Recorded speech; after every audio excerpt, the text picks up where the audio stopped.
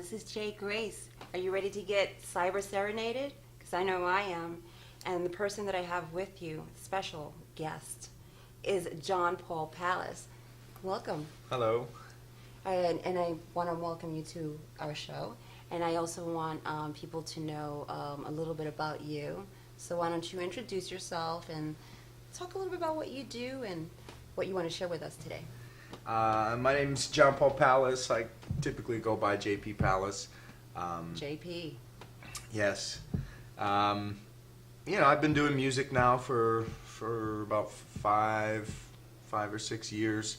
I moved to New York to kind of follow theater in kind of my father's footsteps and my great-grandfather, who was a vaudeville performer here in New York City many years ago. It must have been interesting that you get good, juicy stories, because vaudeville it has such history.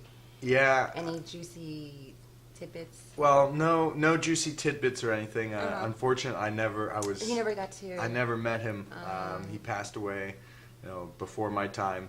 But I recently got to see a lot of photos and clippings from newspapers and posters all through New York, Chicago, California. And what was interesting to see is that in vaudeville, in most of the clippings and magazines and stuff, not magazines, but just a lot of the advertisements, it was vaudeville. Yes. And his picture, Johnny Palace with a guy named Freda, they were the centerpiece on the advertisement. And in the small corner, when the talkies started to come around, the movies, right. And they were kind of just the small little advertisement in the corner.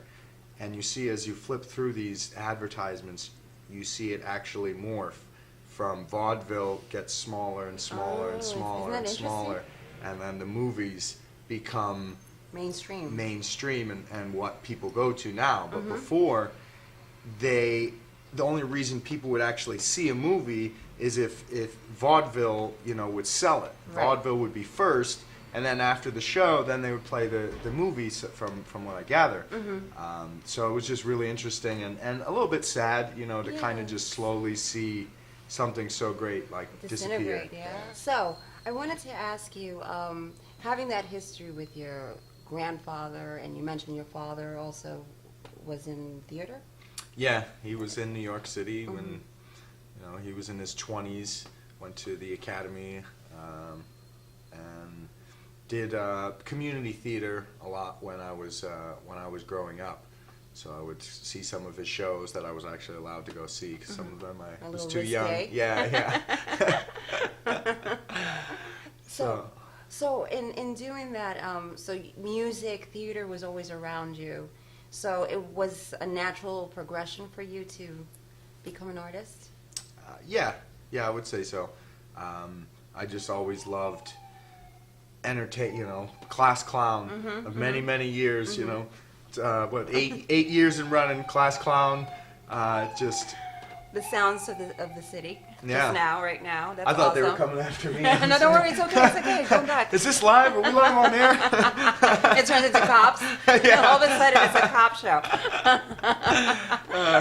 I left that part out in my bio. Go. Yeah, it was basically just the love of entertaining, making people laugh, making people smile. And then when I moved into theater, I remember I had moved in with my father when I was around like 18, and he told me about this audition for Hair, musical Hair. One of my favorites. And I was just, yeah, sure. And I walked in, and these two girls that I knew were in the audition, and they kind of looked at me, and they were like, "What are you doing here?" And I was like, "Why are you here?" Yeah, Are you the reason. us? No, actually, they're like, do we owe you money? Exactly.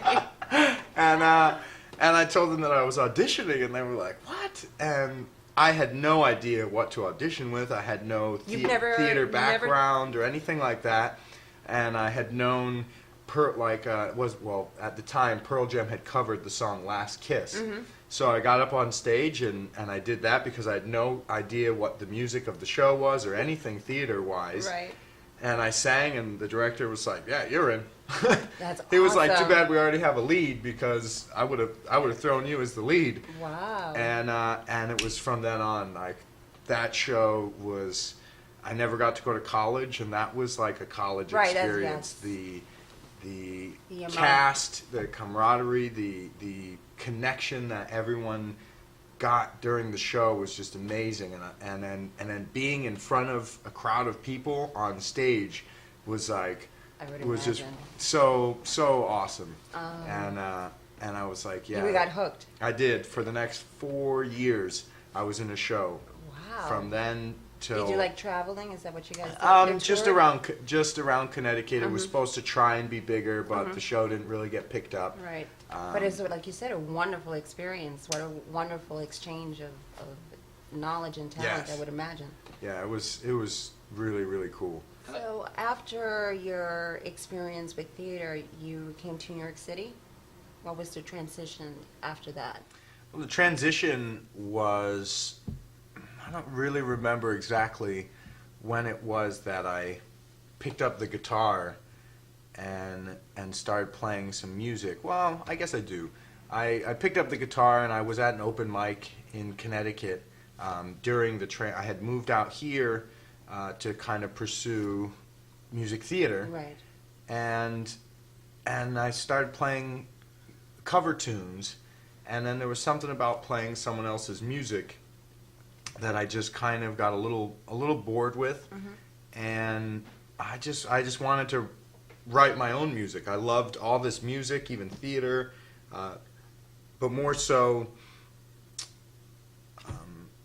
rock and roll and stuff like that. I just really admired people that could take an emotion and write it down, so where now you and I listen to it and it's like, oh wow, I've been there. Right. And that's really what pushed me and kind of made me stray from music theater is the emotion involved with writing your own stuff. Right. And then performing it is just something that I didn't really get in theater. And I would still love to, my goal in New York City is definitely to at least audition for a Broadway show. Sure, that's the dream. Absolutely, absolutely. And you do dancing as well. I read your bio, and you're multi-talented and multifaceted. And so let me go back to before we get into dance. I wanted to talk a little bit about, you mentioned picking up the guitar. Did you play the guitar before, or is that something that No. you literally picked it up and started playing? Yeah, I picked it up. I'm and always fascinated with that, with people who can do that. Yeah. Yeah, it's just amazing. It's really just a lot of practice. It's like walking. When you're a baby, you don't know how to walk, but eventually you learn it. Yeah. You learn it, and I just picked up the guitar, and I looked up some chords, and I just thought of a song, and I picked the simplest song I could find. That was like 2 chords, and it would take me a minute to switch from one chord to the other, but just practicing it every day, and then it got quicker and quicker, and then I really only had 1 or 2 songs that I could play for many years. Awesome. Many years. I literally, this is very recently that I learned a 4th and 5th chord. That's awesome. No, but you make it look good. I've seen you warmed up, and so you do a good job. So, but it's very impressive that you did that, and then you decided, okay, I'm going to start writing my own music as well. So. And I'm sure that's a learning process as well. How was that? Do you remember your first song that you wrote? Yes, unfortunately.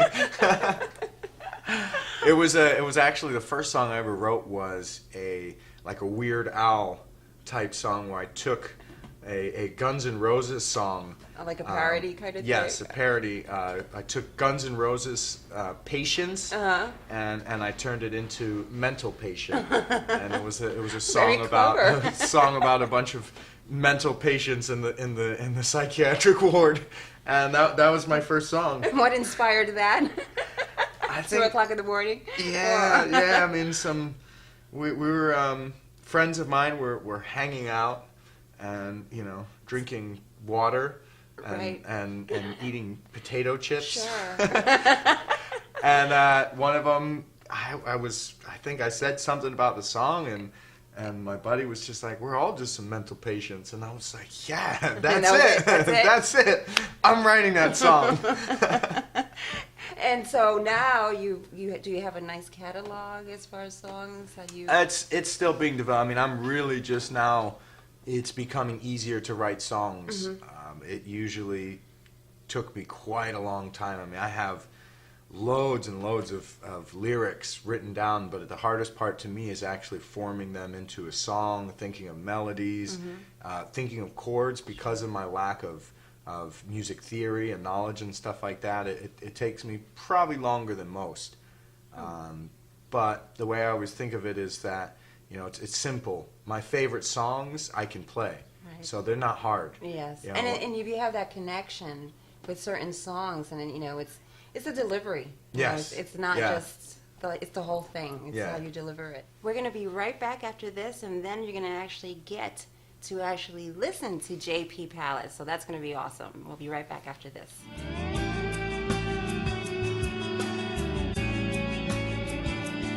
We at Grace NYC Radio want to give our deepest thanks to the Lower East Side Girls Club for having us produce our shows at their wonderful studio.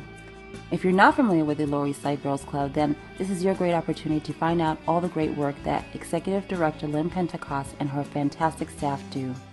Volunteer, shop, or donate. Get involved. Go to www.girlsclub.org. In these challenging times, we could all use a little guidance. At voiceoftheangels.com, you can get the spiritual guidance you seek. At voiceoftheangels.com, get free angel card readings online, free daily channel message, free spiritual forum, free astrology forecast, a phone psychic network with psychic readings you can trust, and much more. There's also an entire spiritual toolbox full of tools created by Diane Garris, designed to work together to help you move forward on the path. So come home to voiceoftheangels.com today. voiceoftheangels.com.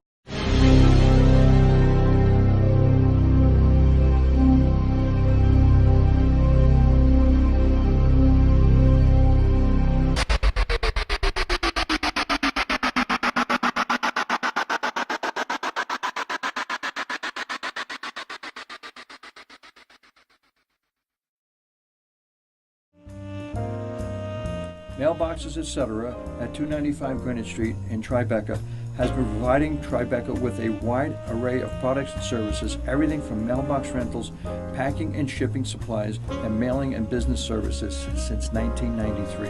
That's 18 years of experience applied to every customer. With a small staff of just 5 employees, customers can count on personal attention every time they come into the store. Whatever your shipping and packing needs, come to Mailboxes, etc. We are located at 295 Greenwich Street, which is at the corner of Chambers and Greenwich in Tribeca. We are open Monday to Friday, 8 a.m. to 7 p.m., Saturday 10 to 5, and Sunday 11 to 4. Closed on Sunday in July and August. Our phone number is 212-964-5528. Our website is mbetribeca.com.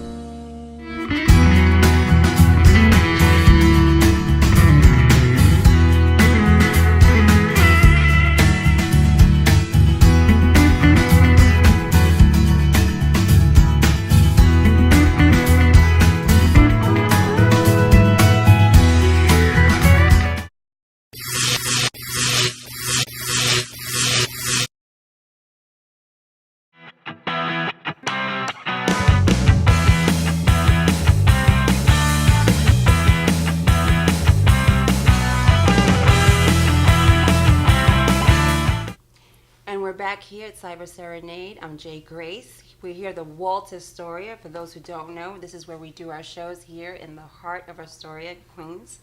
And I want to thank again Pedro and Song Gonzalez for being so wonderful and providing this beautiful space for us, and also for introducing us to JP Palace. And we're back, so like I said, he's going to be performing soon. But before then, I wanted sort of to let people know where they can contact you and what is your future plans. What do you see yourself doing? Just want to be awesome. Just awesomeness. Well, actually, a lot of things, again, a lot of this is new, so Currently, at the moment, I mean, you can find me on Facebook, like everybody, under John Paul Palace. I do have a YouTube page at the moment. That's going to be JP Palace 14. I do have a website at johnpaulpalace.com. That doesn't really have any music. I mean, a good buddy of mine just kind of quickly threw it together, so I would have something, but I am actually going to start working on that. Yeah, I'm going to start working on that, but probably my Facebook will have links to most everything. And you do performances right around or something? I do. I frequent Waltz Astoria quite often. You know, they have a really, really great open mic Wednesdays and Tuesdays. It's just really where I get to try out a lot of stuff and fine-tune things before I go out and actually perform them. I'm looking to get a band back together. I had one, it kind of fell apart, so I'm still looking for drummers, bass players, lead guitar players. You see me actually interviewing for all of them. Yeah, right. And I'm really bad.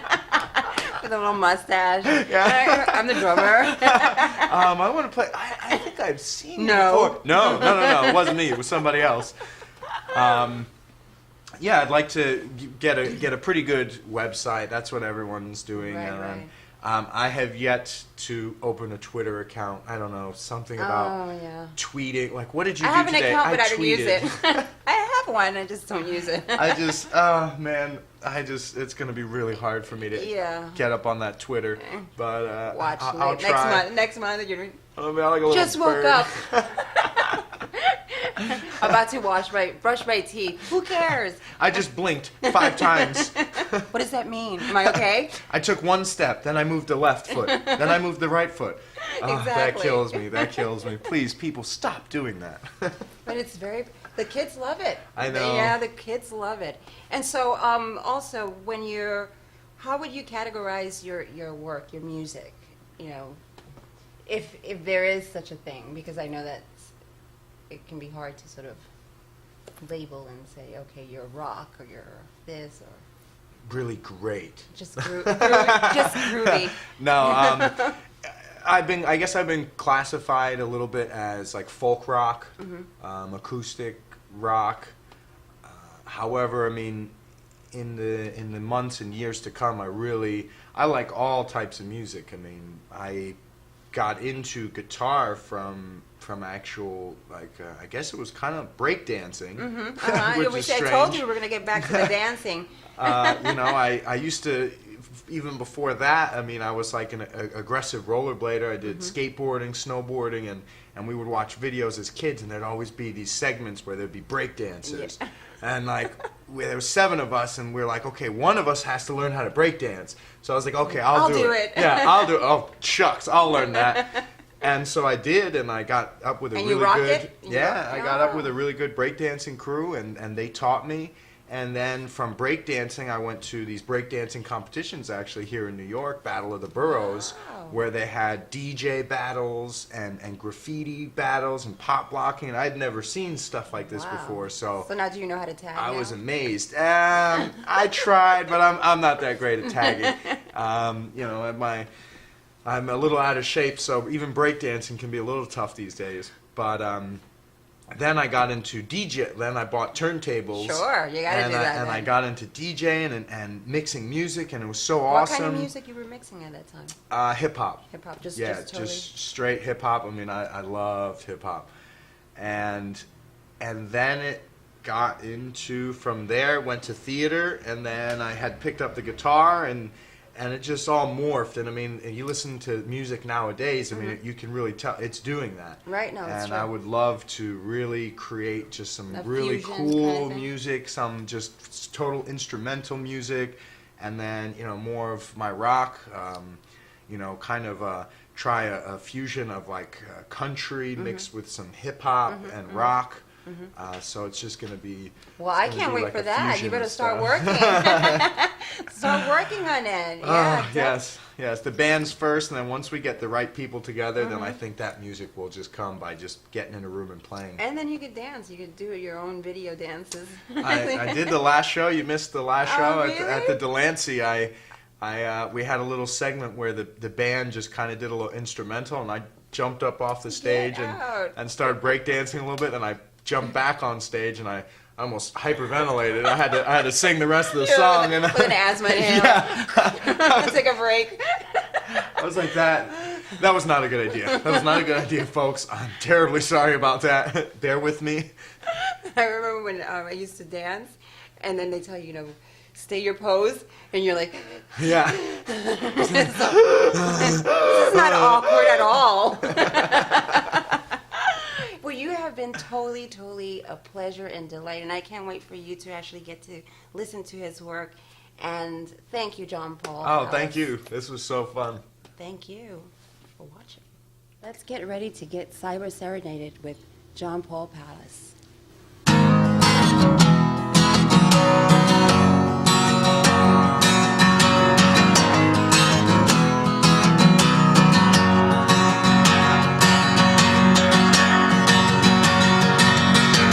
Touching the sky, is the sun in your eyes.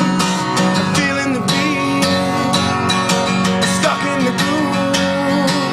Are you on top of the world? When you're looking down, do you wanna jump? Do you wanna live? Do you wanna free fall to see what it is? Tell me, are you feeling good? Are you feeling great? Tell me, are you feeling good? Are you feeling great? You only get one shot, you better take. Tell me, are you feeling good? Are you feeling good?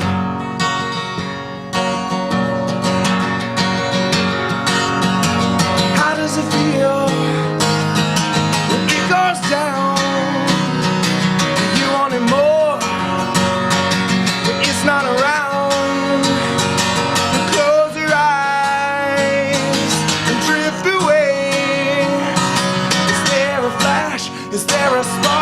Do you see a face when everything's dark? Tell me, are you feeling good? Are you feeling great? Tell me, are you feeling good? Are you feeling great? Oh, even if you fall, you don't break. So tell me, are you feeling good? Are you feeling good?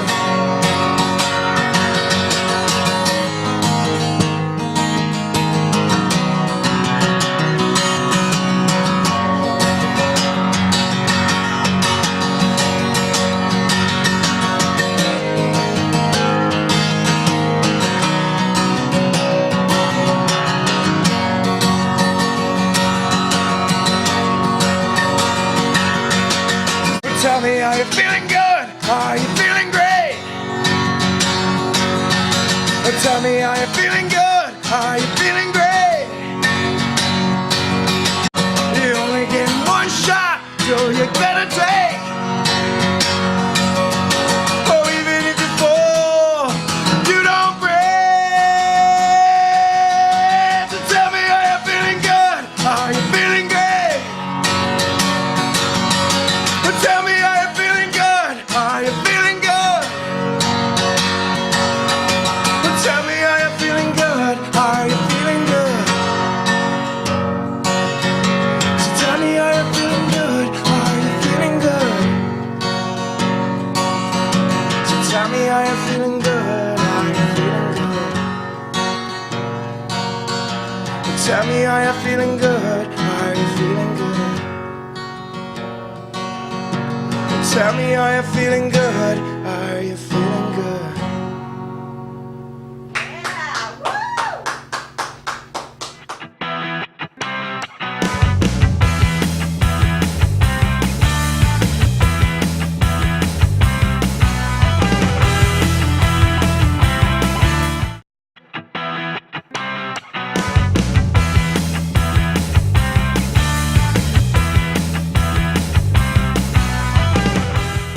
Nothing, but I kind of want to answer.